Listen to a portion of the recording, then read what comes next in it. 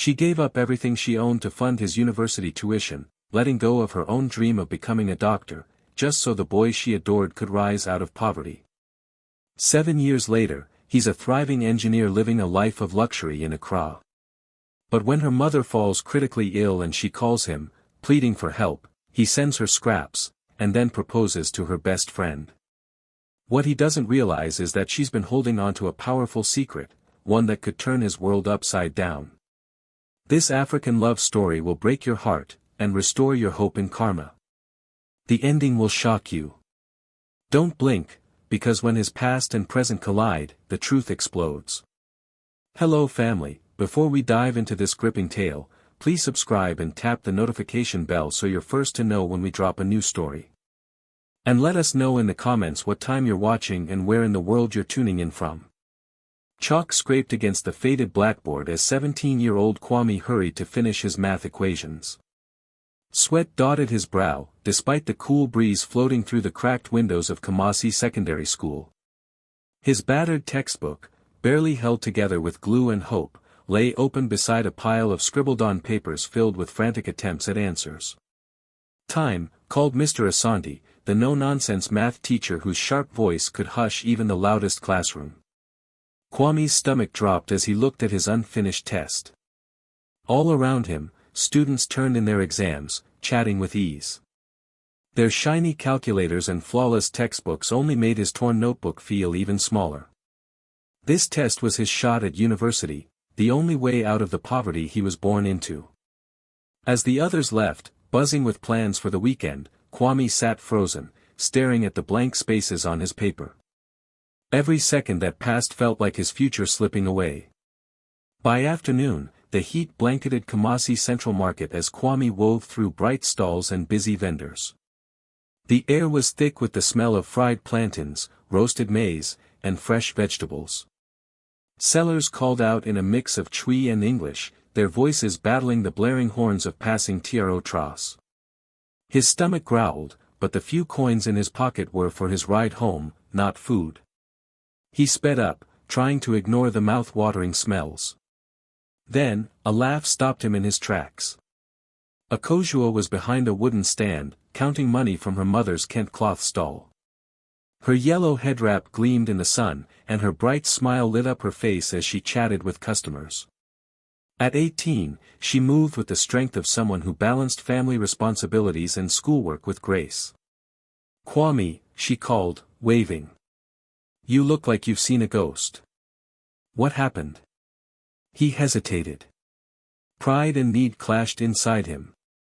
Akojua was his childhood best friend, the girl who always shared her food and stayed late to tutor him in the subjects she mastered with ease. Beneath the wide Baobab tree that had heard all their childhood secrets, Kwame finally broke. The words spilled out, how he'd flunked his exam, how his family couldn't pay the school fees, how he'd seen his mother cry when she thought he wasn't looking. "I won't make it to university," he said, voice trembling. "Everything we dreamed about, becoming an engineer, building bridges, making things better, it's gone, Akojua." The market faded to silence as she listened. She'd always known Kwame struggled, but seeing him like this, the boy who stood up to bullies and dreamed the biggest dreams, so broken, crushed her. "No," she said, eyes blazing. "This can't be how your story ends." She reached into her bag and pulled out a dented metal tin, her university fund, saved one small coin at a time from selling cloth and tutoring kids. The money she'd been stacking up for her own dreams. "Take this," she said, pushing it into his shaking hands. "Akojua, I can't." "Listen, Kwame," she cut in, gripping his shoulders. "You're the smartest person I know. You're meant to change lives, not just your own, but everyone around you.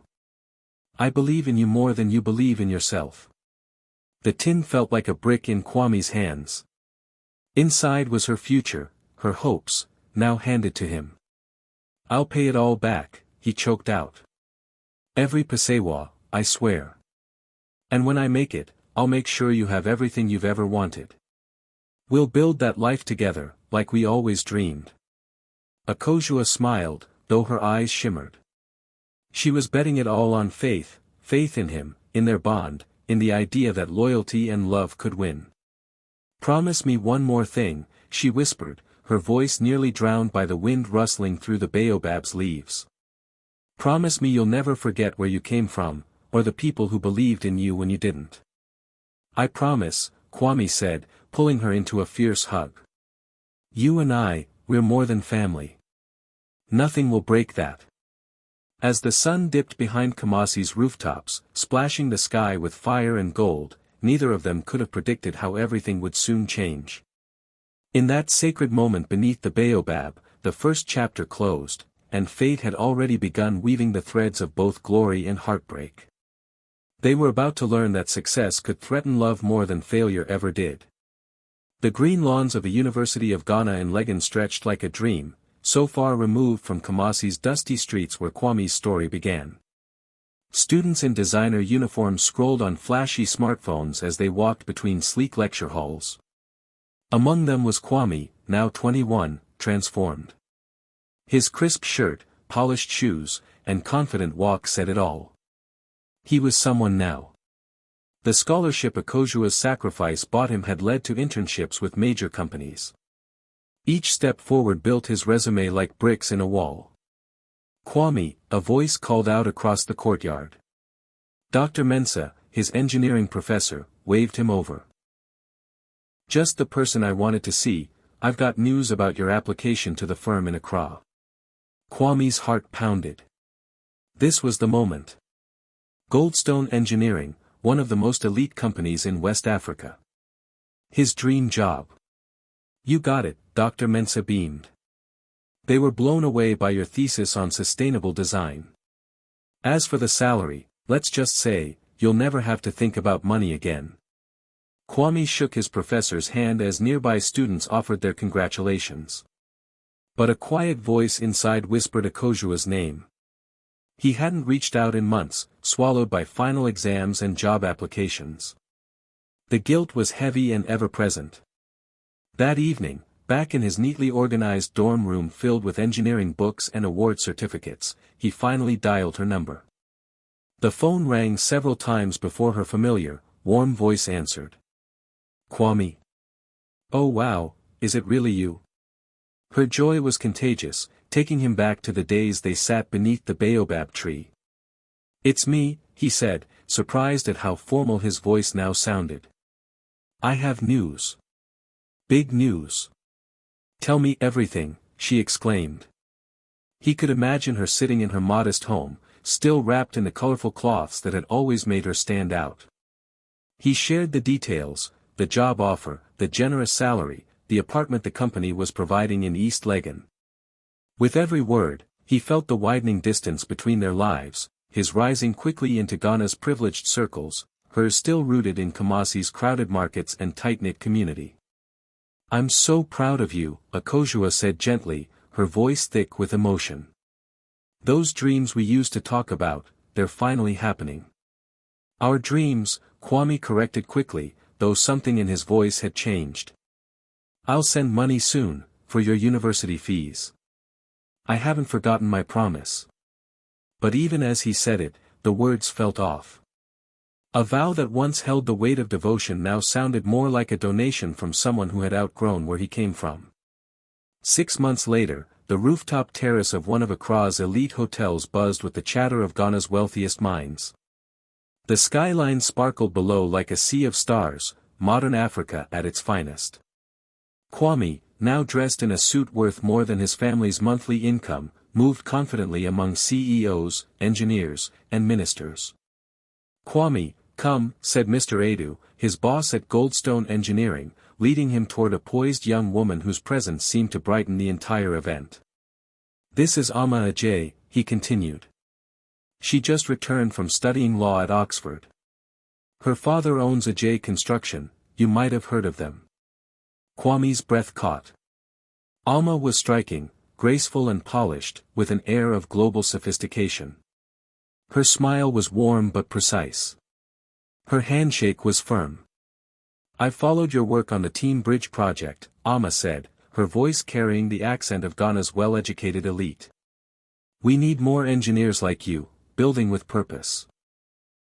As they talked, Kwame felt drawn in, not just by her looks, but by her intellect, her understanding of infrastructure, policy, and transformation.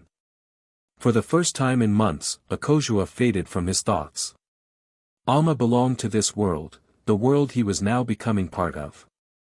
The weeks that followed were a blur, major projects, networking events, and frequent dinners with Alma.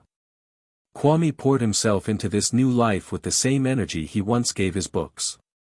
His apartment in East Legon became a symbol of his reinvention: modern furniture, imported appliances, and framed photos with influential leaders. The old photo of him and Akojua under the Baobab tree had quietly disappeared into a drawer. One quiet Sunday evening, his phone rang. Akojua's name lit up the screen. For a moment, it felt like a ghost from another world. Her voice was different now, strained, tired. "I've been trying to reach you," she said. "I'm sorry," Kwame replied, distracted by the infrastructure proposal he was reviewing. "Work's been crazy. My mother's very ill," Akojua said softly. "The bills, they're more than we can manage. I was wondering if you might be able to help. Just a little. I know you're busy." "Of course," he cut in, but the words came out like muscle memory. "I'll send something this week." "Thank you," she whispered. "I miss our talks. You sound different now." After the call, Kwame leaned back in his sleek leather chair, staring out over Accra's glittering skyline. Her words echoed, "You sound different now." Was he? And if so, when had it happened? The promise made under the Baobab now felt like it belonged to someone else. A boy too young to imagine how success could twist loyalties and distance hearts. That evening, as he prepared to dine with Alma and her influential family, the life he once knew felt like a faded dream. But promises, like roots, have a stubborn way of clinging, no matter how deep we bury them in new soil. And Kwame was about to find out that certain debts don't disappear, no matter how high you rise. At KFO Anakai Teaching Hospital in Kumasi, harsh fluorescent lights flickered over scuffed linoleum floors. Akojua sat slouched in a plastic chair outside the ICU. Her once vibrant clothes were now worn thin from overuse. Her body sagged with exhaustion. She had been there for 3 days, sustaining herself on vending machine coffee and the kindness of strangers. Her mother's illness had taken a terrifying turn. What began as a simple cough was now a life-threatening pneumonia, made worse by underlying conditions that demanded costly care. The doctors spoke in medical jargon, but their message was painfully clear: without proper treatment, time was slipping away. Her phone buzzed weakly in her palm, the battery nearly gone, like her hope. A message from Kwame. Sent 500 Sadies. Hope it helps. Swamped with a big project. Will call soon. 500 Sadies. Once, that would have meant everything. Now, it barely covered 2 days' worth of medication. She stared at the screen, remembering when Kwame's promises felt like lifelines. Back when they dreamed together, 2 kids who believed they could conquer the world. Her best friend Mercy appeared, a thermos in hand, her face full of concern. "Any news?" Mercy asked, settling beside her. "They said we need 15,000 Sadies," Akojua whispered, her voice barely rising above a breath. "I've sold everything we own, borrowed from everyone I could think of. It's still not enough." Mercy gently squeezed her hand. "What about Kwame? He could help, surely more than this." Akojua let out a bitter laugh. "Kwame lives in another world now. I saw photos online, some fancy party in Accra. He wore clothes that probably cost more than all of Mama's treatments combined. He sends guilt money, and calls it done." At the same time, 250 kilometers away in Accra, Kwame stood on the pristine sands of Labadi Beach, the Atlantic stretching endlessly before him. The scene was breathtaking, candles flickering in the breeze, rose petals scattered along the shoreline. A private dinner that had cost more than most people earned in a year. Across the table sat Alma, glowing in a white dress, her laughter like music as she shared tales from her recent trip to London. She embodied everything Kwame once dreamed of becoming: polished, global, well-connected. "You've been quiet tonight," she noted, watching him closely. "Is something on your mind?" He felt the weight of the ring box in his jacket. This was it, the moment he had meticulously prepared for. Alma's father had hinted at business ventures, at possibilities that could elevate Kwame even further into Ghana's upper echelon. "I've been thinking about us," he said, rising to his feet and pulling out the box. The diamond inside caught the candlelight, sparkling like trapped stars. Alma gasped as Kwame dropped to one knee. "Alma Ajay. You've shown me a world I never imagined. You share my vision, my dreams for this country. Success changes everything. Will you marry me?" Her "yes" came quickly, wrapped in joyful tears as she embraced him. As they kissed, the waves echoed like applause. And Kwame, in that moment, felt the last door to his old life quietly shut. He didn't think of old classrooms or baobab trees. He didn't think of teenage promises or the girl who sacrificed it all so he could reach this moment. 2 days later, his phone rang as he sat reviewing blueprints for a luxury hotel project. He was mid-presentation, explaining green energy solutions to foreign investors, when an unknown number popped up. "Kwame," Mercy's voice was unsteady. "It's about Akosua." His heart clenched. "What happened? Is she all right?" "Her mother passed last night," she said slowly, each word slicing into him. "She didn't have the funds for surgery. She kept asking for you." The papers in front of him blurred. The meeting room, the voices, all faded. In his mind, he saw rose petals, candlelight, and Akosua alone in grief. While he celebrated love by the ocean, the woman who built his success had been watching her world fall apart. "The funeral's tomorrow," Mercy added. "She needs you, Kwame. After everything, she needs you to show up." He looked around his polished office, the plaques, the rich leather chairs, the photographs with Ghana's most powerful. His hands trembled. "I'll be there," he said softly, though the words stung with guilt. "Tell her. I'll be there." The drive from Accra to Kumasi had never felt longer.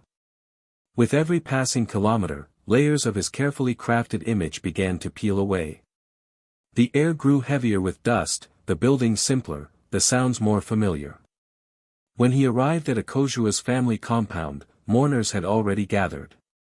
The difference between this humble wake and the glitzy events he now frequented was striking. Women sang traditional mourning songs, while men spoke in hushed tones of the departed woman's kindness. Then he saw her. Akosua sat alone, draped in black, her face sunken with sorrow. The radiant girl he remembered was now a woman hollowed out by pain. Their eyes locked. Her gaze carried more pain than 1,000 words ever could. She didn't smile. Didn't speak. Didn't even acknowledge the fine suit he wore or the carefully wrapped gifts he brought. She stood, quietly, and disappeared inside, where her mother's body lay.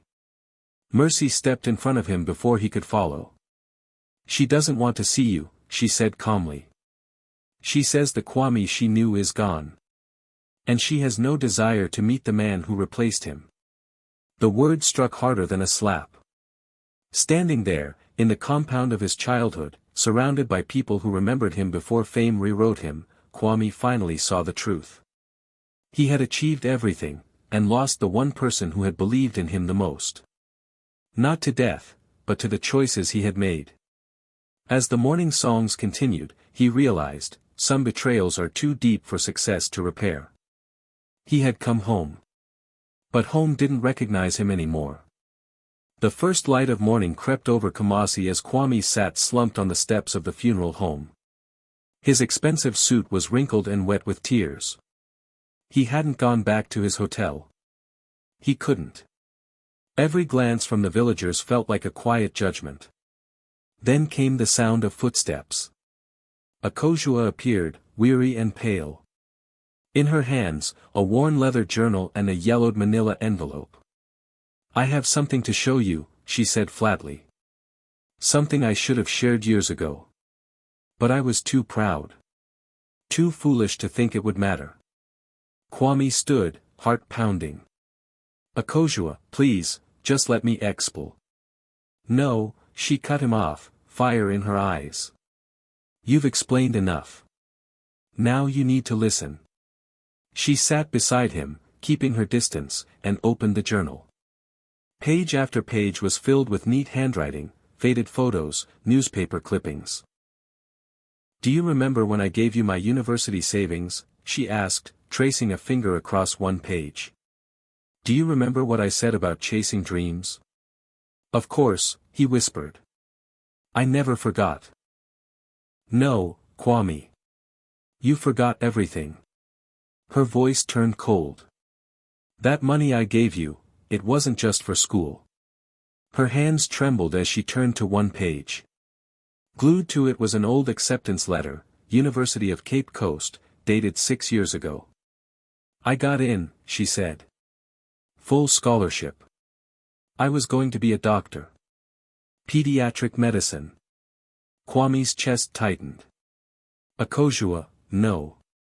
You never told me." "I didn't," she said, her tears falling freely now. "Because I knew you'd never accept the money if you knew the truth." She pulled a crumpled letter from the envelope. This came 2 weeks later. The scholarship was time-sensitive. "I lost my place because I couldn't pay registration." Kwame's world spun. She hadn't just delayed her dreams. She had surrendered her destiny, so he could chase his. "I thought it was temporary," she whispered. "I believed when you made it, we'd both rise. That you'd keep the promise we made under the Baobab." While this confession unraveled in Kumasi, 250 kilometers away in Accra, Alma was deep in wedding preparations. The boutique bustled with activity. Seamstresses tailored her gown, a stunning blend of Kent and imported silk.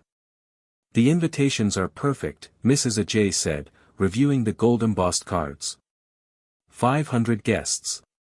Including the minister himself. "This wedding will be legendary." Alma smiled, but unease tugged at her. Kwame had been distant, distracted. His calls were shorter, colder. "Has Kwame seemed different?" she asked. "Nerves, dear," her mother said dismissively. "Men always get edgy before big steps." But Alma trusted her instincts. She built a career on reading people, and Kwame was hiding something. "I think I'll surprise him," she decided. "He might need to know I'm here. Whatever he's dealing with." Back in Kumasi, Akosua closed the journal. The morning sun spilled over the funeral home steps. The city was waking up. "After you left for school, I tried to rebuild," she said calmly. "Applied for loans. Tried alternate routes. But without support, doors stayed shut." Kwame was sobbing now, her truth breaking him. "Why didn't you tell me?" "I did," she said quietly. "The calls you didn't answer. The texts you skimmed. I was trying, Kwame. But you decided I was your past, not your future." She stood, brushing off her clothes. "I stayed in Kumasi. Selling cloth. Tutoring kids. Watching my dream die while yours soared." Her voice broke. "And the cruelest part?" Kwame couldn't respond. "I never stopped believing in you," she said. "Even when you stopped believing in me. Even when you chose someone who sacrificed nothing for your success." A car horn broke the silence. Akosua turned her head. "Someone's here for you," she said. Kwame looked up. A luxury sedan pulled to the curb. Behind the tinted glass, he saw Alma's familiar silhouette. His heart dropped. In that instant, he knew, his two worlds were about to collide in the worst possible way. The reckoning had come. Alma stepped out. Her designer clothes sharp against the humble backdrop. Her face, curious now, would soon turn to disbelief. "Kwame," she called out, her voice cutting through the morning air. "What are you doing here? I've been worried sick." As Amma moved closer, her eyes scanned the funeral home, Akojua's mourning attire, and the tears still fresh on Wami's face. The truth began piecing itself together. This wasn't a family errand or work-related trip. This was the weight behind all his silence. The truth he had tried so hard to keep hidden. They stood there in silence, 3 lives caught in a moment that bent time. Past, present, and future collided in the stillness between them. And nothing would ever be the same. The quiet stretched on, taut like a thread about to snap. Amma took it all in, Wami's shaken posture, the worn journal gripped in trembling fingers, and the unmistakable sorrow in the woman beside him. Her trained legal mind began forming the puzzle pieces she'd missed, the late-night calls, the emotional distance, the subtle avoidance of any talk about his past. "Who is she?" Alma finally asked, her voice cool and exacting, like when she interrogated witnesses in court. Wami tried to respond, but no words would come. How could he condense years of silence, secrets, and betrayal into one sentence? "I'm Akojua," the other woman answered for him, her voice steady despite the ache. "The reason your fiancé could afford to become the man you love." Alma narrowed her gaze, studying Akojua's face. Behind the grief, she saw strength. In the eyes, a wisdom born of pain. This wasn't just a girl from Kwame's past. This was someone pivotal. Someone who still mattered. "I see," Alma said slowly. "And what exactly does that mean?" Akojua lifted the journal. Its pages flitted in the breeze like restless memories. "It means I gave up my life so he could have his. I let go of my dream to be a doctor. I surrendered my future. And when I needed him, while my mother was dying, he sent small money and excuses." Each sentence struck Alma like a blow. She had believed their relationship was one of equals, 2 self-made professionals choosing each other. Now, that foundation cracked. Wami's ascent had been paved with another woman's sacrifice. Wami's voice finally returned, weak and pleading. "Alma, please. Let me explain. It's not what it looks like." "It's exactly what it looks like," she snapped, her composure breaking. "You hid your past. Lied about your journey. You never told me who helped you rise." She turned to Akojua, her voice now softened by respect. "You gave up medical school for him?" Akojua nodded, tears sliding freely down her cheeks. "I believed in him more than I believed in myself. I thought love meant sacrifice. I thought friendship meant lifting someone else up. And he abandoned me." The truth settled between them, heavy and unshakable. Wami looked from Alma to Akojua. One woman who loved the image of him, another who loved the boy before the world remade him. "I tried to repay her," he mumbled. "I sent money." Akojua gave a hollow laugh. "You think money replaces 6 years of missed chances? Brings back my mother? Returns the lives I could have saved as a doctor?" Alma turned away, overwhelmed. She pressed her palms to her temples, trying to block out the crashing truth. Their future, the wedding, the dreams, they all felt false now. She had always stood for truth and integrity. "How can I marry a man," she said, turning back, "whose success was built on someone else's sacrifice? Who abandoned that person in her darkest moment?" She stared hard at him. "I need to know something. Do you love me?" "Of course I do," Wami answered, desperate. "You're my future." "That's not what I asked," she said. "Do you love me, or do you love what I represent? The access, the influence, the status?" Her words pierced his defenses. He loved Alma, yes. But mixed with that love was ambition, a longing to belong. "I love you," he said. But even he heard the doubt in his voice. Alma nodded, her expression firming. She slid the engagement ring off her finger, the diamond that once stood for dreams, and held it out. "I can't marry you," she said. "Not because you came from nothing. But because you forgot who you were, and the person who helped you become who you are. A man who does that, will one day do it again." She walked to her car, her back straight despite the storm in her heart. Kwame dropped to his knees, the ring falling from his hands, its brilliance now meaningless. "Akosua," he turned to her, broken. "What do I do? How do I fix this?" She looked down, not with fury, but deep, exhausted sorrow. "You can't fix it, Kwame," she said softly. "Some things, once shattered, can't be mended. But you can choose who you become next." "Tell me how," he begged. "Tell me what you need." She knelt and picked up the ring, studying it. "I don't need anything from you," she said gently. "I've learned to stand alone. But I want you to understand something." She closed his fingers over the ring.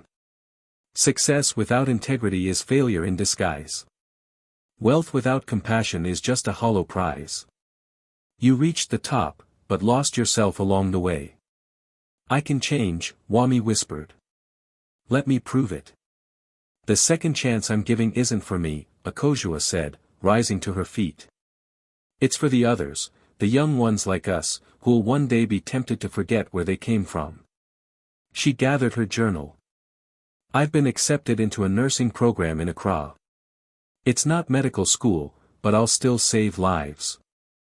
I built the business from nothing, and I'm funding it myself." Kwame blinked in shock. "Akosua." "I don't want your money," she interrupted. "I want your promise. Not the empty one you made beneath the Baobab tree, but a real one." She looked him in the eye. "Promise you'll use your success to lift others. Like I tried to lift you. Promise you'll remember, every achievement is built on someone else's sacrifice." 6 months later, Kwame stood at a podium at his old secondary school in Kumasi. This graduation was unlike any before it. A new scholarship had been launched, covering tuition, supplies, living expenses, and support for families. It was called the Akosua Memorial Scholarship Fund, not to honor a death, but a dream once buried and now reborn. Dressed simply but with dignity, Kwame addressed 50 young students. "Success," he told them, "isn't measured by how far you go, but by how many people you bring with you. The woman this fund is named after taught me that. Though it took me years to understand." In the audience, Akosua sat with her nursing school cohort, her scrub still on from a clinical shift. She was older than most of her classmates, but her eyes radiated wisdom and steady strength. She'd graduate in 6 months, already offered a role at Konfo Anakai Teaching Hospital, the same place her mother had once waited in vain. Their eyes met across the auditorium. They smiled, not as lovers or close friends, but as two people who had finally healed. Kwame had moved back to Kumasi for good. He now used his engineering knowledge to build sustainable infrastructure and uplift the local economy. His life was modest, simple apartment, reliable car, but full of purpose. He poured his resources into scholarships and community projects. Alma had married a fellow lawyer 2 months earlier, a man who valued truth as she did. She sent Kwame a short letter. "Wishing you well. Someone who believes people can change." Years later, when locals told the tale of Kwame and Akosua, they gathered beneath the Baobab tree where 2 young dreamers once made innocent promises.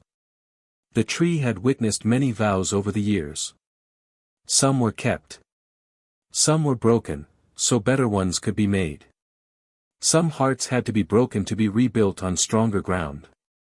And sometimes, the greatest act of love, is letting go, so someone can become who they were meant to be. The scholarship continued to grow, sending dozens of students to university each year, future doctors, engineers, educators, each taught that success only matters when it lifts others.